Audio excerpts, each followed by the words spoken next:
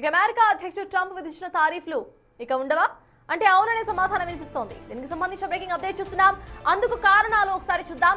US supreme court సంచలన తీర్పును వెలువరించింది. ఇప్పుడు సుంకాలు విధించే అధికారం అధ్యక్షుడికి లేదని కమెంట్ చేసింది అమెరికన్ ఎస్సీ. ఇప్పటికే పలు దేశాలపై సుంకాలు విధించారు ట్రంప్. భారత్ పై 18% తారీఫ్ను విధించారు ఆయన. ఇప్పటి వరకు వసూళ్లు చేసిన తారీఫ్లను కూడా తిరిగి ఇచ్చేయాల్సిందిగా సూచించింది యుఎస్ సుప్రీం కోర్టు.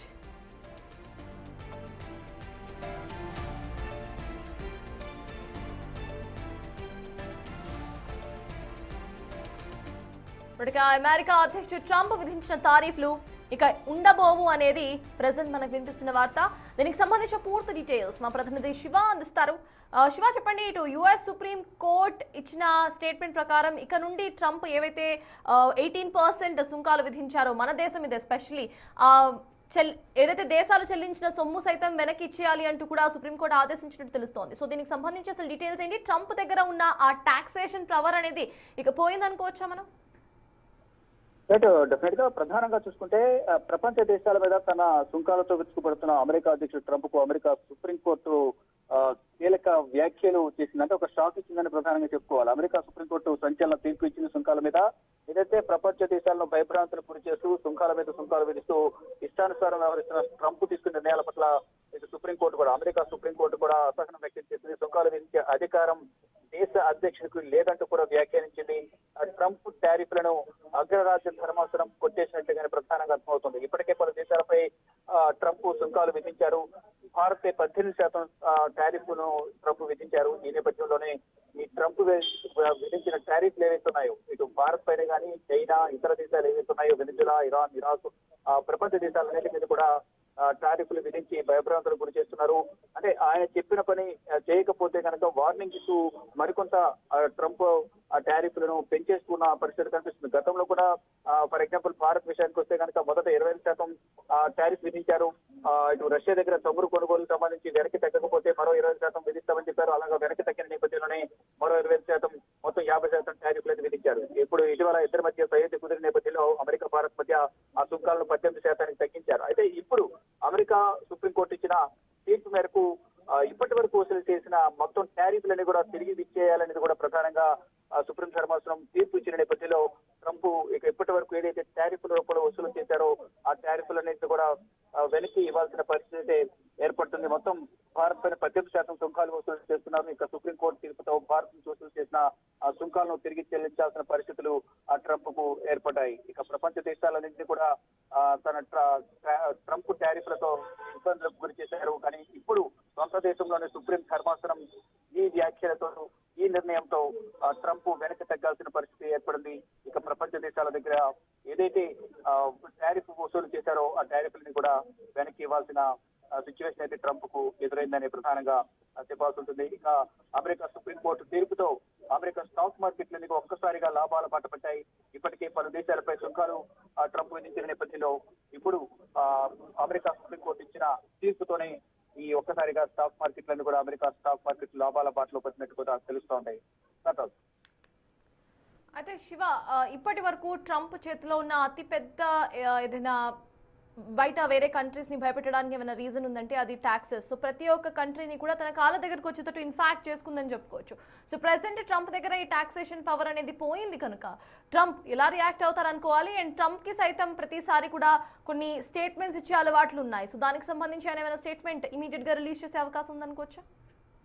డెఫినెట్ గా ప్రపంచ దేశాలను వణికించే భయపెట్టే ఆయుధం ఏదైనా ఉంది అంటే ట్రంప్ చేతిలో అది సుంకాలే. ఇటు అమెరికా కానీ అమెరికా ఇటు భారత్ పై కానీ చైనా పైన కానీ చైనా పైన మొదట 75%, తర్వాత 100, 125, 250% వరకు కూడా ట్రంప్ చైనా పైన సుంకాలు విధించారు. దాని తర్వాత ఇతర దేశాల మీద మరి ముఖ్యంగా భారత్ మీద కూడా ఈ ట్రంప్ ఫ్రాన్స్ కానీ ఇతర దేశాలంటి మీద కూడా టారిఫ్లు విధించారు. ఇప్పుడు ఈ సుప్రీం కోర్టు తీర్పుతో ట్రంప్ రియాక్షన్ ఏంటి అనేది కూడా ప్రపంచ దేశాలన్నీ కూడా ఎంతో ఈగర్గా వెయిట్ చేస్తున్నాయి. అంటే ప్రతి సందర్భంలో కూడా అంటే ప్రపంచ దేశాలను భయపెట్టాలి, తన చెప్పు చేతలు పెట్టుకోవాలనేది ట్రంప్ భావిస్తూ ఉన్నారు. దానిలో భాగంగానే సుంకాలు విధించడం కానీ బెదిరింపులకు పాల్పడడం, తమ మాట వినకపోతే దాడులు చేసి మరి వారిని స్వాధీనపరచుకోవడం, క్యాప్చర్ చేయడం అనేది మనం ఇటీవల కూడా వెనిజులా అధ్యక్షుని కూడా చూసాం. ఇప్పుడు ఇరాన్, భారత్, అటు అమెరికా, ఇరాన్ మధ్య కూడా యుద్ధం రాబోతుందని కొంత ప్రచారం జరుగుతోంది. ఒప్పందం చర్చలు విఫలమైన నేపథ్యంలో ఈ దాడి అనేది, యుద్ధం అనేది జరగబోతోంది. ఇలా ప్రపంచ దేశాలను ఏదో ఒక విధంగా భయపెట్టాలి, తమ చెప్పు చేతలు పెట్టుకోవాలని ట్రంప్ భావిస్తున్నారు. దానిలో ముఖ్యంగా ఈ టారిఫ్ విధించడం ద్వారా వారు మన దారిలోకి వస్తారని ట్రంప్ భావించిన నేపథ్యంలో ఇప్పుడు సుప్రీంకోర్టు ఇచ్చిన తీర్పుతో ట్రంప్ ఏ విధంగా స్పందిస్తారు, ఆయన రియాక్షన్ ఏంటి అనేది కూడా ప్రపంచ దేశాలన్నీ కూడా ఉత్కంఠగా ఎదురు చూస్తున్నాయి. చూడాలి మరి ఏం జరగబోతుంది, ట్రంప్ ఏ విధంగా రియాక్ట్ అవుతారు అనేది.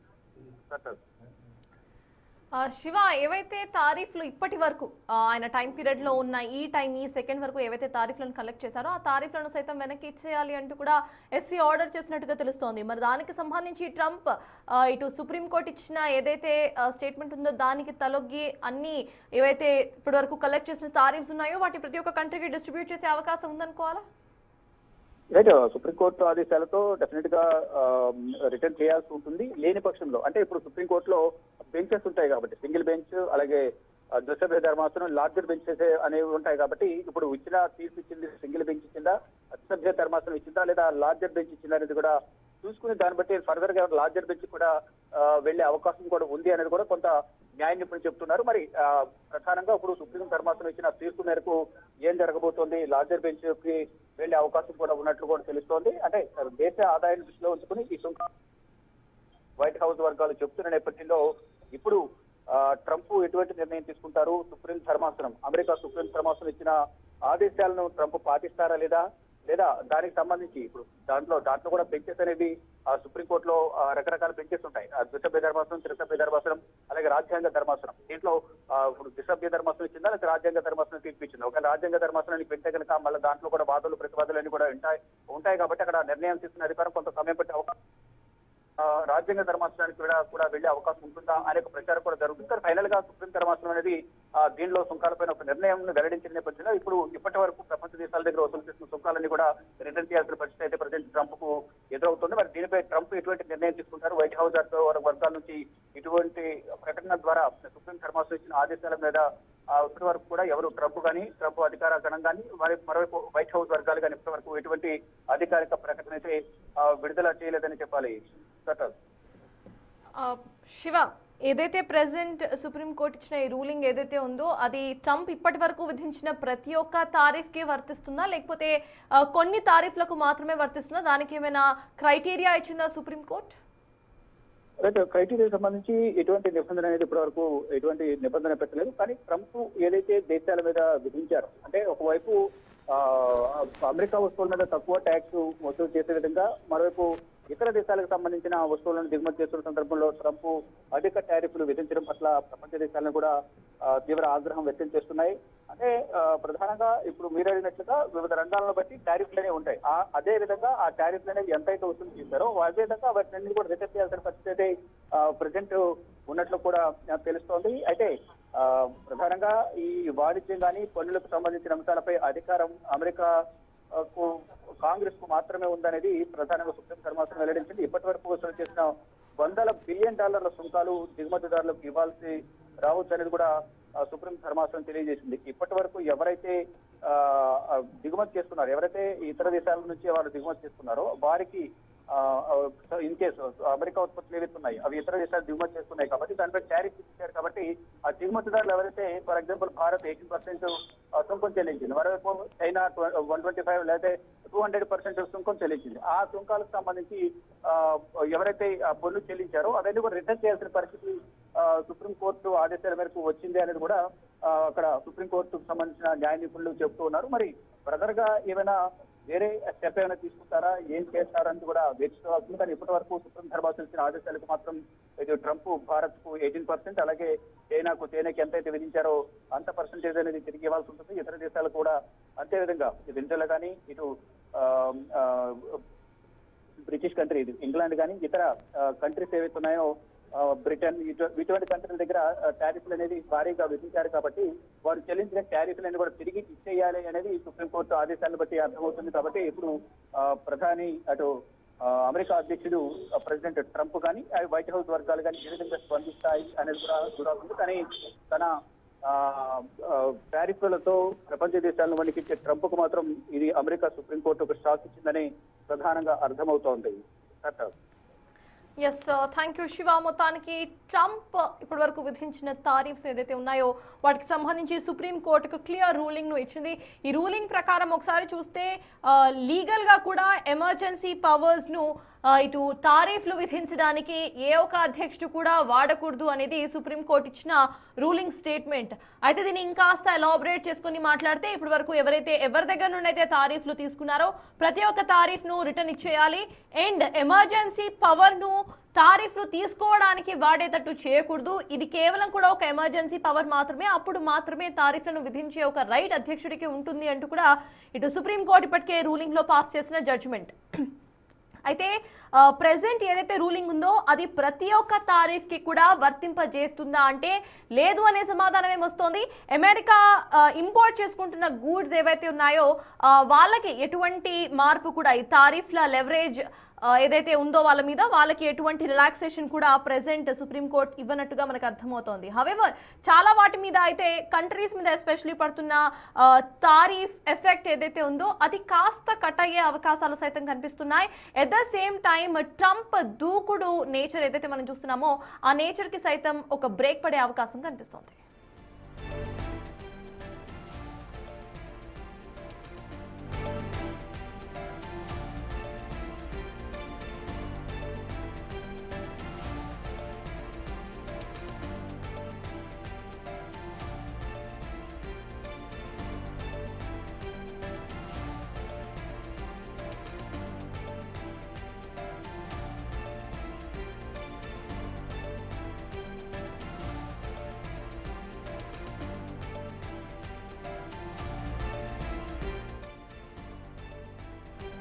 అమెరికా అధ్యక్షుడు ట్రంప్ విధించిన తారీఫ్లు ఇక ఉండవా అంటే పార్షియలీ ఎస్ అనే సమాధానం అయితే వినిపిస్తోంది.